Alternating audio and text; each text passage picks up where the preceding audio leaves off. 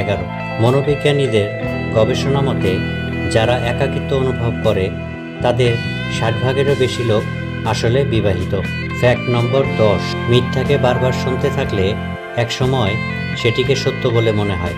মনোবিজ্ঞানের ভাষায় যাকে বলা হয় ইলুশরি ট্রু ইফেক্ট। ফ্যাক্ট নম্বর 9। 70% লোক পুরনো গান শুনতে অনেক ভালোবাসে, কারণ গানগুলো তাদের অতীতের স্মৃতিগুলো উজ্জীবিত করে। ফ্যাক্ট নম্বর 8।